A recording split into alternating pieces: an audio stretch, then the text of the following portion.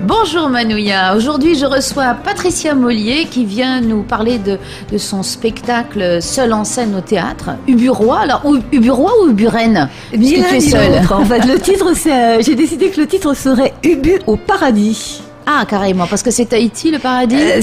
En tout cas, ça y ressemble. Voilà, ça y ressemble furieusement. Ce qui est annoncé, c'est que c'est effectivement sur une île imaginaire du Pacifique Sud, mais il y a quand même pas mal d'allusions aux Fénois.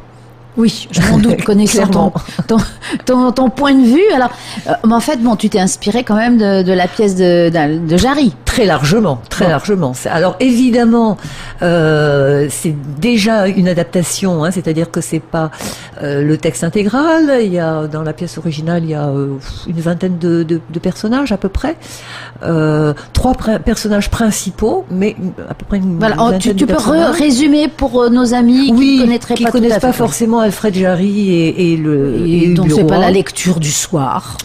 Alors, donc, à l'origine, cette pièce parle du couple Ubu et de sa femme, expatrié, et de sa femme, la mère Ubu, le couple Ubu, expatrié en Pologne au XVIIe siècle, et au XVe siècle d'ailleurs. Et qu'est-ce que je raconte? Oui, tu racontes la genèse, voilà. Alors c'est ce couple expatrié et du coup, le père Ubu est conseiller du roi. C'est déjà pas mal, mais bon, sa femme estime que s'il était roi, elle serait reine. Voilà. Exactement. Donc, elle fomente un complot avec l'aide du capitaine. Alors dans la pièce originale, c'est le capitaine Bordure pour tuer le roi. Prendre sa place, être calife à la place du calife.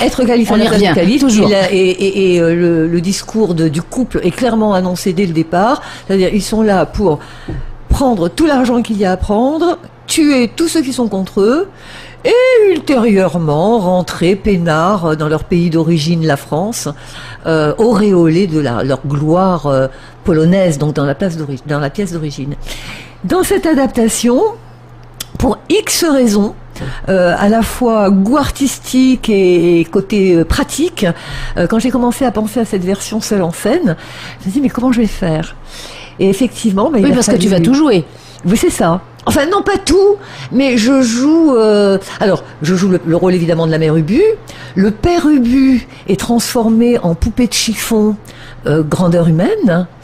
Ce qui m'intéressait, c'était de montrer comment les femmes, malheureusement aujourd'hui encore, comment certaines femmes de dirigeants, et pas forcément des dirigeants démocratiques, au mieux cautionnaient les horreurs perpétrées par leur cher époux, au pire perpétraient ces horreurs elles-mêmes, voire diriger leur moi j'ai eu l'occasion de voir un excellent documentaire avec Desperate Housewives, et c'était excellent, et on a vu que les femmes étaient pires que les dictateurs. Exactement. Quand c'est passé, j'ai regardé aussi, je me suis dit dis donc, c'est vachement de qualité mon spectacle. Oui, tout à fait dans le style. D'ailleurs, j'en parle dans la présentation écrite, où effectivement ça peut être une Desperate Housewife, ça peut tout à fait, dans ma version aussi seule en scène, être une schizophrène qui est en train de se raconter son film, mais qui en fait est enfermée dans un asile, parce ça va loin quand même, le délire de ma mère Ubu. Peut-être. Donc tu as réécrit. Donc c'est quelqu'un qui avait déjà écrit. Non, tu as réécrit. Non, alors je me suis vraiment servi en base d'écriture du texte de Ubu, mais je l'ai adapté, donc réécrit certaines scènes évidemment pour la localiser et l'actualiser aussi, la pièce. Donc elle se passe de nos jours, au soleil, dans le Pacifique, quelque part, dans une île en tout cas, où il y a un roi. Donc on tue. Le capitaine Bordure, du coup, c'est le jeune capitaine Potouré, parce qu'en arrivant ici, lui aussi, il a décidé d'adapter son nom. Il a fait 3 gosses à une autochtone et il s'est dit, du coup, il s'est tropicalisé. Et ça me donne l'idée d'en faire autant avec le père Ubu. qu'on va appeler Papa ou Pou pour s'attirer les avantages du peuple. Ce qui n'arrive jamais. Jamais. Bah oui, c'est complètement une œuvre de fiction. Tout à fait. Tout à fait. Toutes les allusions à des éventuelles explosions de vol, enfin d'avions en vol ou de noyades en bateau, c'est toute ressemblance serait fortuite. Toute. Donc alors ça, cette pièce, tu vas la faire pour des scolaires et pour le grand public. Oui, je fais une représentation scolaire le jeudi après-midi et une représentation. C'est plutôt pour les lycéens. Oui, il y a des collégiens là aussi qui viennent, mais plutôt les grandes classes de collège. A priori, les 6e, c'est peut-être un petit peu jeune. Non, c'est violent quand même. Hein. Oui, c'est compliqué. Et violent aussi. Et violent, il y a quand même sur scène des scènes de décapitation. Mais tu prends quand même pas des spectateurs pour les décapiter. Je me tâte. Sinon, je viens pas, moi. Je me tâte. Je vais y réfléchir d'ici vendredi prochain. Je vais peut-être m'entraîner le jeudi avec les scolaires, voir s'ils brûlent bien ou pas. Oui, tu demandes, bon, allez, les pénibles dans votre classe. Voilà. Et c'est vrai que... alors, j'ai pris le subterfuge pour simuler le peuple, en fait, de prendre des poupées Barbie et des poupées Ken. Oui. Voilà. Et quelque part aussi, ça appuie le côté, mais est-ce que c'est le rêve d'une schizophrène ou pas? Elle joue avec ses poupées, elle joue avec... mais ça paraît tellement énorme, tout ce qui se passe, qu'il est bon que la question reste posée. Quand je reviens au documentaire sur les Desperate Housewives, eh bien, on voit qu'elles ont joué avec les populations et qu'elles étaient suivies et que des fois, c'est elles qui ont fait perpétrer des massacres. Elles n'ont pas tué de leurs mains, de leurs blanches mains. Oui. Et encore que peut-être pas toutes. On n'y était pas. Voilà. Mais voilà. Et puis il y a celles qui sont mignonnes comme tout. Regarde en Syrie, par exemple. Mon Dieu, qu'elle est mimine. Oui. On lui donnerait le bon Dieu sans confession. Mais bien sûr. Et elle cautionne complètement les horreurs. Il faut quand même qu'elle ait le temps d'aller faire du shopping à Paris. C'est vrai. Quand on a un mari qui a des sous comme ça, voilà. Donc, c'est vrai que donc là, mais elle, c'est là dans ta pièce, c'est la femme qui est moteur de l'homme qui se laisse faire. Oui, complètement, à tel point d'ailleurs qu'au fur et à mesure que la pièce avance, mon mari, donc le père Ubu, diminue en taille. Donc au début de la pièce, il est grandeur humaine, un peu plus grand que moi. C'est pas énorme. Je n'ai rien dit parce que bon, j'ai rien à dire non plus. J'ai vu ton œil gauche. Au milieu de la pièce, il fait déjà moitié taille, tu vois, il m'arrive même pas aux épaules. Et à la fin, dans la dernière scène, c'est carpétiforme. Voilà, alors oui, il finit carpétiforme. Au début de la dernière scène, c'est bébé plutôt, tu vois, taille d'un bébé. Tout. Mais il termine vraiment carpétiforme. Et donc cette pièce, tu as déjà les élèves, c'est complet pour jeudi ou est-ce qu'il y a encore des presque complet pour jeudi, mais il reste encore de quoi recevoir une classe. Le tarif pour les élèves, dépend. 800 francs. Oui, c'est tout à fait raisonnable. C'est tout à fait raisonnable. Et le vendredi soir, ça c'est le grand public, nous pourrons venir. Ben, j'espère bien, oui. Alors, à quelle heure? Alors, ça commence à 19h30.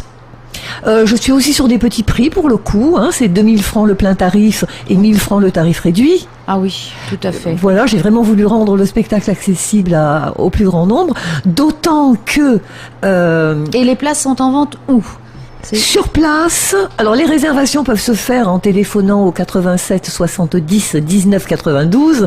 Je suis sûre que tu vas le répéter 50 millions de fois. Non, vas-y, refais-le.